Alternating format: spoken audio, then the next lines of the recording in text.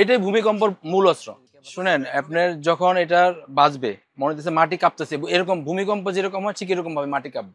সামনে দাঁড়ায় থাকতে পারবেন না, আপনাকে দূরে দাঁড়াইতে হবে। মানুষ নাচের একটা ফিল তৈরি হয়, তখন এটার যখন বেজ দেয় তখন ওইটা এরকম মানে ফিল তৈরি হয়। বড় বড় লাইভ প্রোগ্রাম, যেটাকে লাইভ কনসার্ট বলে, যে বিখ্যাত বিখ্যাত যত সিঙ্গার আছে, জেমস আই বাচ্চু, তারা যে মঞ্চ কাঁপায়, যে ধরনের সাউন্ড সিস্টেম লাগে সেটা আমাদের এই স্টুডিয়াম থেকে সেল হয়, আমাদের থেকে সেল করে। তো আমরা এটা সেল করি, যারা ভাড়া দেয় তারা নিয়ে যায় আমাদের কাছ থেকে, তারপরে তারা ওখানে ভাড়া দেয়। আপনি যে প্রাকৃতিক ভূমিকম্প ফিল করতে চান, তাহলে প্রাকৃতিক ভাবে ভূমিকম্প আসে সেটা ফিল করবেন। কিন্তু আপনি যদি ভূমিকম্প ফিল নিতে চান, তাহলে আমার এই দানব স্পিকার সামনে আসবেন, আইসা দেখবেন কি পরিমাণ ভূমিকম্প হয়, আপনার শরীর কাঁপায় ফেলবে এবং এই ফ্লোরটা কাঁপবে। এরকম ভাবে ভূমিকম্প হয়। মাঝে মধ্যে আমাদের এই লাইট টাইট খুলে পড়ে যায়, এরকম সাউন্ড হয়। এরকম মানুষ যদি সামনে দাদা স্টক করবে, এই পরিমাণ সাউন্ড হয়। ভূমিকম্পের জন্য আপনার অপেক্ষা করতে হবে না, ঠিক এই পরিমাণ সাউন্ড হবে।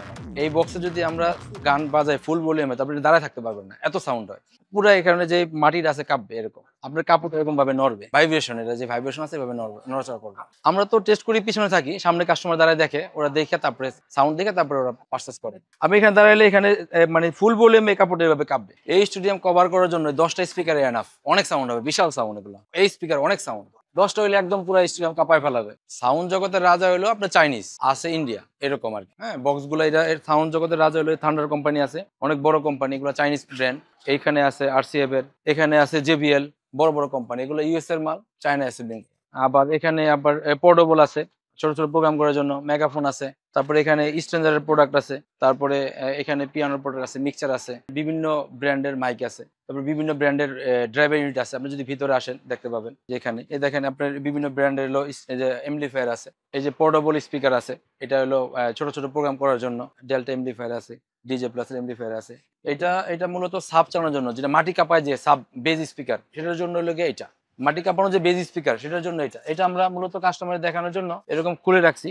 এটা অনেক ভারী, আপনি একা আলগায় পারবেন না, এতটা ভারী। ট্রান্সফর্মার কি হেভি, ক্যাপাসিটর আছে, ট্রানজিস্টর আছে, এটা খুব হেভি এমপ্লিফায়ার। আমাদের এখানে মূলত যারা আসে তারা হলো ওই যে বড় বড় হল রুমের সাউন্ড সিস্টেম, তারপরে যারা সাউন্ড সিস্টেম ভাড়া দেয়, যত বাংলাদেশে যত বড় বড় সাউন্ডের ভাড়ার দোকান আছে, তারা আমাদের কাছ থেকে ভাড়া দেয় আর কি। আর আমরা সরাসরি সেল করি, বাইরে থেকে ইনপুট করে নিয়ে আসি আমরা। যেমন ধরেন চায়না আছে, ইউএসএ আছে, সিঙ্গাপুর, মালয়েশিয়া, অনেক সাউন্ড হয়। এগুলো হলো মানে মূলত আমরা যে স্পিকার ইউজ করি বা সেল করি, সেগুলো হলো লাইভ কনসার্টের জন্য, যেগুলো বড় বড় প্রোগ্রাম আপনারা দেখেন, এই ধরনের স্পিকার। এখানে যারা সাউন্ড সিস্টেম নেয় তারা এটার সাথে ম্যাচিং করে নেয়। যেমন ধরেন এক জোড়া স্পিকার, এর সাথে একটা এমপ্লিফায়ার, এর মিক্সচার, এটা মিলে একটা সেট হয়, এরকম ভাবে একটা সেট হয়। আমরা টেস্ট করে দিই, আমরা চেক করার পরে এখানে টুইটার আছে, এখানে স্পিকার আছে, এই সবটা বাজে বোঝা যায় সাউন্ডটা। আসলে সাউন্ড সিস্টেম মধ্যে আমরা ভালো জানতে হয়। জানতে কি জন্য, আমরা যখন এটা পারচেস করি, ইন্ডিয়া যাই, চায়না যাই, হ্যাঁ, সিঙ্গাপুরে যখনই যাই, তখন আমাদের সম্বন্ধে জানতে হয়।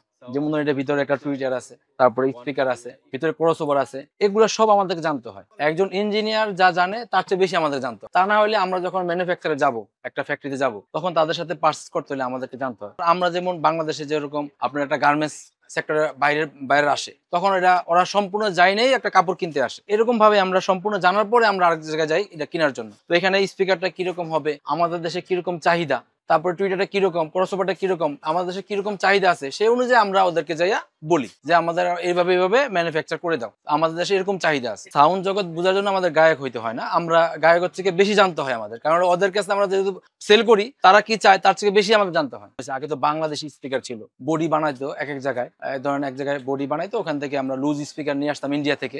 মেকাসনিক একটা ব্র্যান্ড ছিল, আমরা লুজ স্পিকার নিয়ে আসতাম, ওইটা আইনে আমরা সেটিং করে দিতাম। এবার পর্যায়ক্রমে আস্তে আস্তে এটা ডেভেলপ হয়েছে, মানুষের চাহিদা বাড়ছে, তো আমরা বাইরে থেকে তারপরে থেকে ইনপুট করা শুরু করলাম। আমরা ইনপুট করা শুরু করলাম কত 2010-12 সাল থেকে, বেশিরভাগ এটা মানে চাহিদাটা বাড়ছে। মূলত আসলে যে কাজে নেয়, মানে গান আর ওয়াজের প্রসঙ্গ না, প্রসঙ্গ হলে আমরা জানতে হবে কে কি কাজে ইউজ করতে চাচ্ছে। তো যে ভাড়া দিচ্ছে সে তো দেখা যায় যে একটা সিটি প্রোগ্রামে ভাড়া দিচ্ছে, আবার সেই প্রোগ্রাম সেট করে শেষ করার পরে আবার সে আবার ওয়াজ মাহফিলে ভাড়া দিচ্ছে। মূলত তার হলো সাউন্ড সিস্টেমের ভাড়ার দোকান, সে কোথায় দিবে সেটা তো সেই জানে। কিন্তু এটা সাউন্ড সিস্টেম খুব ভালো, সব জায়গায় চলতেছে।